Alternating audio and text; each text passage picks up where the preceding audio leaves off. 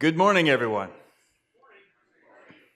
I hope everyone traveled safely across the great state of Texas to get here to Austin.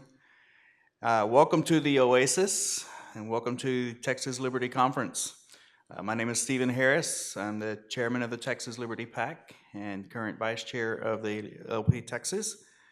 And I want to introduce our first speaker today. We're going to jump right in with the speakers. Our first speaker today is Jason Rink. Jason is a libertarian filmmaker here in Austin, Texas. He directed the film Nullification, The Rightful Remedy. He is the author of the only biography of Ron Paul that he knows of, Ron Paul, the Father of the Tea Party. And he's on the board of the Christian Libertarian Institute. So everybody give a great welcome to Jason Rink.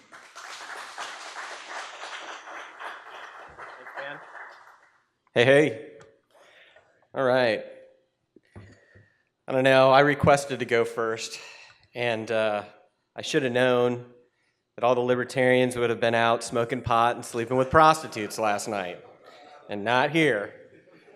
So, anyway, I'm throwing this on the ground. I'm going to do this, I think, because I might want to rap, too. No, so my name's Jason Rink, like you said. I have a video production company. That's what I do for a living. I started by making a film called Nullification, The Rightful Remedy, which anybody in here who's ever created anything in their lives, and then you look back on it, and you're like, wow, that's really terrible. That's kind of how I feel about the film. It's actually been a pretty great film. For launching me into the film industry, and I made that, I don't know, 5 years ago or something. And so I made that film, and now I continue to make films for different purposes, not entirely libertarian films, but I am a libertarian. I'm also a Christian, and there's a bookmark here that says, it should be on your seat, that says, libertarianism is the most consistent expression of Christian political thought. That's something that the Libertarian Christian Institute felt strongly enough to say, to put it on that piece of cardstock or whatever, and I would agree with that. And the title of this talk is Can a Christian be a Libertarian? Yes. Okay. So now that we're done with that, I got 25 more minutes. So. No, but for real, I want to say that I want to say something in here today that would serve you, no matter who you are in here, right? So you may be sitting here, and if you're in here and you're not a libertarian, I don't know what in the world you're doing here. Is there anyone in here who's not a libertarian? You're just kind of like, I'm just checking this thing out. Okay. And then there's probably a lot of people in here who are not Christian, and there's probably some people in here who are Christian. I don't know how it breaks down.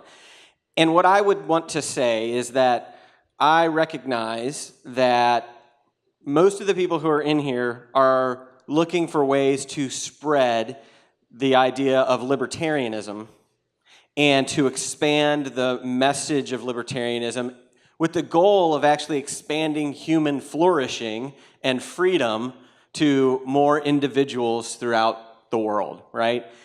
And so what I want to do is speak from a place as to why this question would matter, even if you're not a Christian, right? Because what we're all probably aware of is that there's a number of Christians or people who identify as Christian in the United States, and many of them would have voted for Donald Trump. The conservative brand would have. And I guarantee you that many of those people had to violate something of their own conscience and principle to do that. Like there's something about Donald Trump that they were like, oh man, this guy, right? And I think on the progressive Christian side, the ones who went for Hillary Clinton, because what you'll find in American Christianity is that conservative Christians tend to be better on economics, but terrible on like war and police state, right? And government authority. And then on the progressive Christian side, they're terrible on econ, right? but they tend to be better, right, on peace and like nonviolence and things like that. And I know that's a broad generalization, but what you're going to see is that then progressive Christians, most of them would have broken for Hillary Clinton, and many of them would also have had to have compromised something in their ideal candidate worldview to have done that. And so I think many Christians are under the impression that libertarianism would require more of a compromise on their part, like it's more incongruent with their worldview, or they just see libertarianism as ineffective, like what's the point? There's a lot of reasons why Christians wouldn't go there. So what I think is useful is to have a framework where you can understand that Christianity may actually have its ideal political expression in libertarianism, that actually might be true. And if that were true, it would create an opportunity for you to speak into that with a Christian who's not a libertarian. Are you guys tracking with me? Like, we need to find ways to get more Christians in the libertarian movement. And I believe that there's an opportunity to do that if you can speak to it in a way where you understand that they're actually not an enemy of libertarianism. They just don't understand what it really is. And I think this is true as well for Christianity as well. Like, how many of you have experienced something where people try to tell you what libertarianism is, and they're not a libertarian, and they're not even friendly to libertarianism, right? They're going to define it for you, someone who's probably spent a lot of time wrestling through what libertarianism really is, right? And the same thing is true with Christianity, I found, is that people will try to tell you what it is. They'll say, people who aren't Christians, who aren't friendly to it, and they'll say, yeah, this is what Christianity is, and I think, it's a bunch of malarkey or whatever, and that's fine, but they wouldn't necessarily be pointing to the same thing that I would be pointing to when I'm talking about Christianity. In the same way that they wouldn't be pointing to the same thing when you say libertarianism, you're talking about this, and they're talking about this. They're talking about how nobody's here because they were with prostitutes and smoking pot last night, when you and I both know, like, this is so far removed from what libertarian really is. So can we in here get to a place where we can agree broadly on what, like, the non-negotiables or the essentials of libertarianism is? Like, what's the minimum viable ideology to be a libertarian? Can we agree on that in here? Does anybody have, like, a succinct, like, this is what I think the minimum viable libertarian definition is? Pat? You own yourself. You own yourself. It's great. Don't hurt people that don't take this stuff. Great, right? So we have different terminology that we would speak into around that. And then what happens in libertarian groups is we get together and we start arguing about all of these other lower level issues that nobody cares about, by the way, who's not in a libertarian room. But, and so the more that we as libertarians can sort of focus on this top level, minimum viable libertarianism idea, when we're outward facing with people, the more impactful we're going to be in pulling them in, right? Because these ideas are complex. If these ideas weren't complex about how to function as a society in a peaceful way, like, this is the thing, And so we've got to create opportunities for people to get into understanding at the bare minimum what libertarianism is and isn't, and create an opportunity for people to engage with us around the ideas in an honest way, right? And so, hang on one second. I was originally going to be up here for an hour. I'm going to be up here for 30 minutes now, so I'm just really trying to find a way to do this efficiently. So libertarianism is this idea of individual liberty, in this idea that nonviolence and people, whether it's groups of people or individuals, whether they have the title of government, have badges, or any of that stuff, whether they have the right to carry out violence against us, to get us to do certain things. And from an economic standpoint, there is a economic dimension of libertarianism, because when we start going into that, we start getting into economics and we get into the economic violence, right? It's like, well, it's not physical violence, but the way that money is dealt with, how we engage in the marketplace and taxes, there's a dimension around that we would also point to as like freedom or violence, right? And so there's two ideas that we really have to broadly look at. And what I would have you recognize, I just want to give you a little background. I was a Baptist pastor for a few years. I planted a church in Cincinnati in 2003. I was out of the ministry by 2006, so it didn't go well. Maybe it went well for a little while, but then it didn't go well. And in 2007, I encountered Ron Paul, right? And Ron Paul confronted me, what I encountered with him, and it challenged me around my ideas of what I believed about war, is what happened. I was in a conservative Christian environment, and I just assumed that, like, war and defending the country and stuff was like, that was the way. Like, I didn't see any problem with that.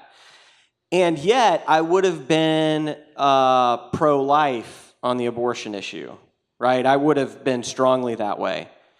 And when Ron Paul started to talk about foreign policy, I started to see that maybe there was an incongruency between how I perceived unborn children's lives and how I perceived the lives of brown people in the Middle East, right? And I started to see that even my theology was incongruent. Like, I saw that where I was coming from a Christian standpoint, and I'm going to say something here that isn't true for all Christians, this was true for me and many I knew, I believed that aborted babies would actually go to heaven.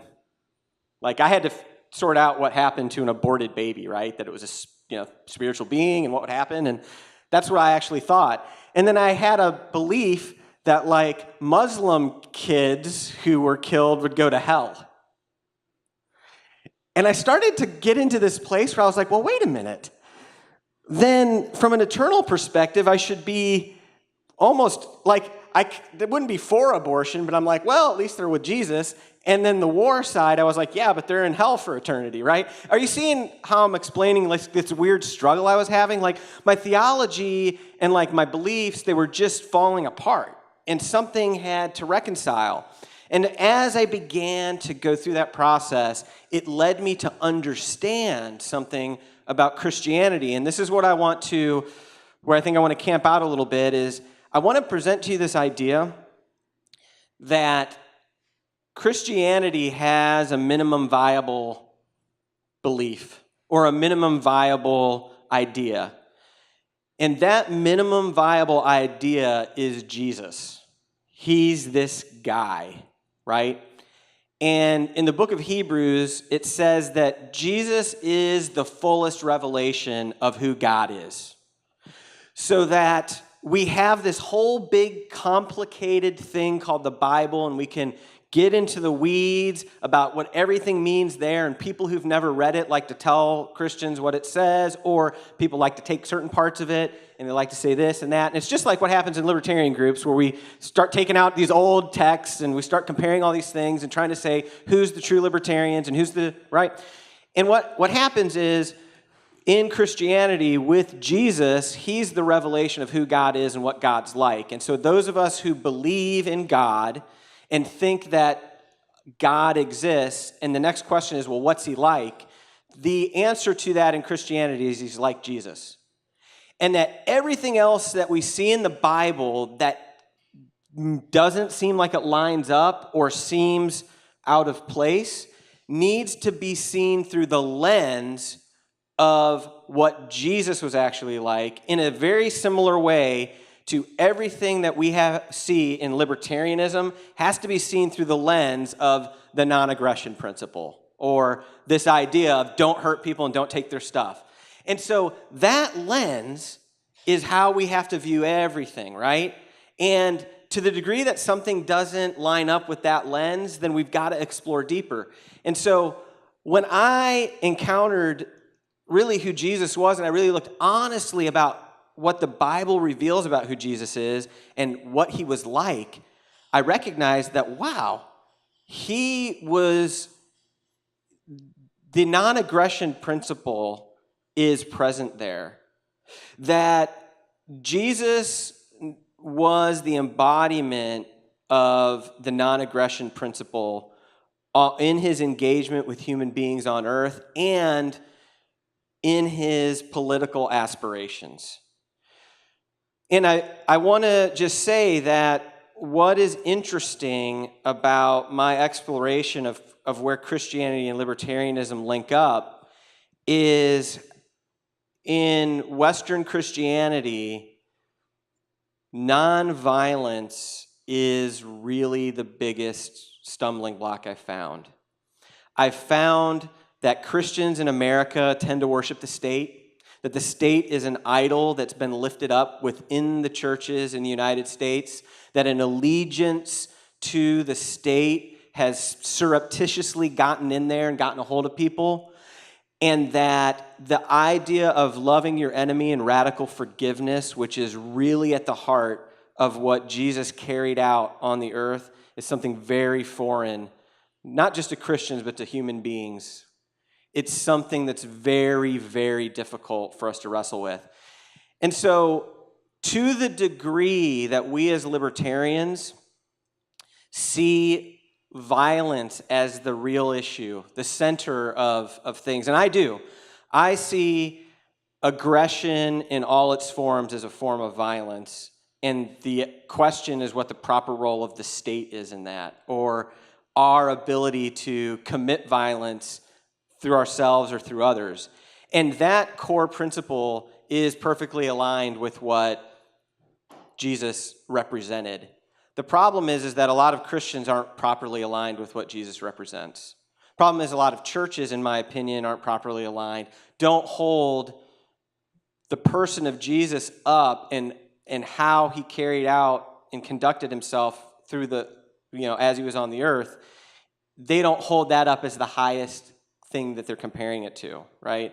And so I would just say that, number one, the person of Jesus, to the degree that you as an individual can really familiarize yourself with the Gospels, like Matthew, Mark, Luke, and John, and Jesus, like, I'm encouraging you who aren't Christians in here, or who are Christians in here, to read those books of the Bible. Like a lot of the rest of the Bible, you could read that if you want to, but if you really wanted to try to understand what I think is the centerpiece of how libertarianism is the most consistent political philosophy for a Christian, I think it would really serve you to understand who Jesus is, how he did things, and then be able to point to the Gospels as examples of libertarianism in action, and I promise you can do it. And I think this is true. We've seen this when it comes to influencing people, when it comes to having an impact on people. Most people are not convinced of their positions. I believe most people just want to be heard. I believe that most people spout off and they're just hoping to be heard. They're not even hoping to be agreed with. And I believe that in our culture right now, most people are just trying to be heard and nobody's listening to anybody. And the instant that you grant audience to somebody and they feel heard by you, you have won them. You have won an audience back with them. And then you are actually able to bring information to them that they might consider. How many times have you done that? Accidentally, maybe. You've had a disagreement with somebody about something. Maybe it's about like social welfare. And you create an opportunity to really understand where that person's coming from, and then you're actually able to engage in the issue. And then once you engage in the issue in a civil way, you get to the point where you agree that you both are interested in the same ends, but the means are what you're disagreeing about. You both want less poverty, more human flourishing, all of that. We aren't in disagreement about it. We're disagreement about the means. And then you have an opportunity to actually talk about the means. And you might find, or that person might share with you, that they really aren't that convinced of their position after all. They're really not that stuck on it, that maybe they hadn't considered it. And so I would say that that is true with interacting with anybody, and it's really, really true when interacting with Christians. And I would say to you that you should understand that most Christians haven't read their Bible. You should understand that most Christians don't have a working knowledge of the Bible. This is true. And so if you, as a non-Christian, libertarianism, had a working knowledge of some relevant portions of the Bible, it would really win over a lot of Christians that you could engage in conversation with. And again, I'm trying to speak from a place that would serve people in this room, that is, I think that libertarians need to do a better job of trying to reach out and connect to Christians. Don't try to convince them not to be Christians. How easy is it to get people to abandon a long-held belief like that? Don't do it. Help them to understand that their Christianity actually aligns with libertarianism. And as Mark Allen Feldman, is that right? The late Mark Allen Feldman, correct? Said in his great gift to us, I am that libertarian. This is a big tent, guys. It's a big enough tent for atheists to hang out with Christians who both understand that neither one of them want to use government to force what they're all about on the other person, because that's all that matters. All that matters is that I, as a Christian, who maybe you think I believe in some fairy tale, that's fine. As long as I'm free to pursue that and that my engagement and my religious belief doesn't invite violence upon you, it's perfect.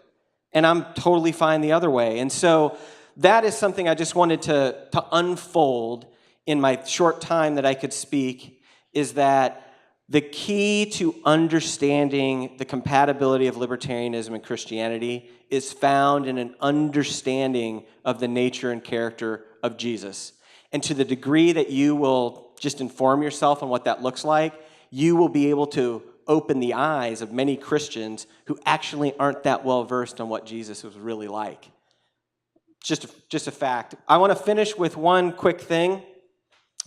Do I have 6 minutes, according to here? Cool. One thing I want to say is there's very few people here. I'm going to create a table. I brought up some free stuff. I'm going to create a table with free stuff. You can take whatever you want. There's enough for a number of people here to have stuff. And I don't know, it's like the whole Atlas Shrugged thing. It's like, well, I don't take anything for free. I got to pay for everything. So just take something for free. It's fine. I contribute to you. I want to make another statement, and this has to do with the idea of integrity. I submit to you that Ron Paul has been one of the best representations of, has been one of the most impactful people when it comes to exposing people to broadly libertarian ideas. I think that's true. We could debate that. And I believe it has to do with a very critical thing called integrity. And by integrity, I'm defining it as somebody who embodies and lives what they believe. Many times people would say, I don't agree with Ron Paul, but he sure believes what he says, right? How many people ever encountered that? And I want to submit to you that there is actually a power in human interaction that lives in a space called walking through the world in integrity. What I'm trying to point at is that I believe that to the degree that we align ourselves, represent ourselves in the world as whole and complete and authentic, and that what we say is the same as what we do, we have integrity around it, that we will die on the hills that we believe, that it will give a power to what we have to say that people notice. And it's almost a spiritual thing I'm pointing to. And I would say that this is true. There was a statement about Jesus when he was walking on the earth. He was preaching. He was a guy nobody thought should have any authority because he wasn't trained as a rabbi and he didn't come from the right family. He was an illegitimate child. And people said, you know what? He speaks with authority, not as the scribes. There's something about his message that's powerful because he embodies it, like he is his message. And I want to say that in libertarianism, I think there's a massive deficit of integrity. Not pointing to individuals, I'm saying in general. Our entire premise resides on the fact that we can self-regulate each other, that we can create trust, and that we can be counted on, like that our word means something, like contracts. Like, do you guys agree with this?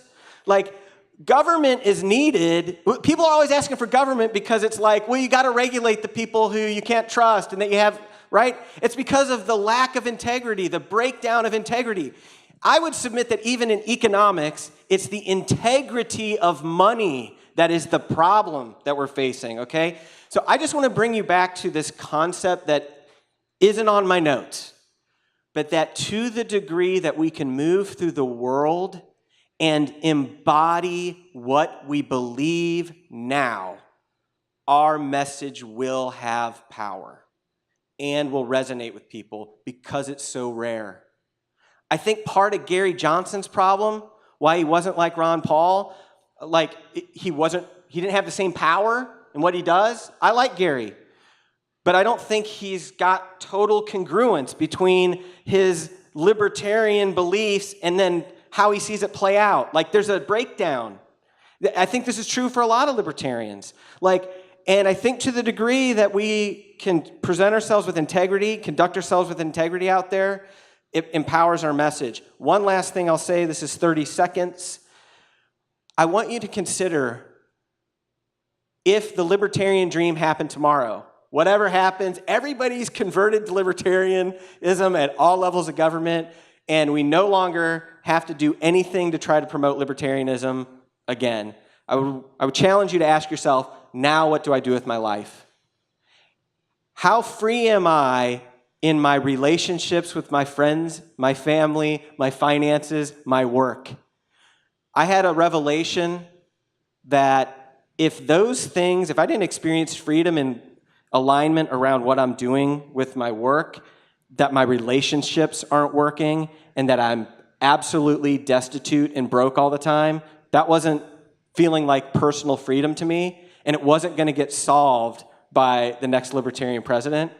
And it's been the key to me living free now, has been making sure that I have relationships and work that satisfies and that brings me joy and happiness.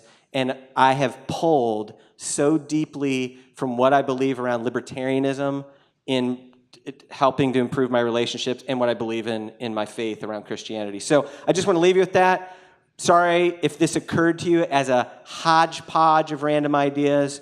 That's the way that I am. But I really love you guys that you showed up, and get your free stuff later. Thanks.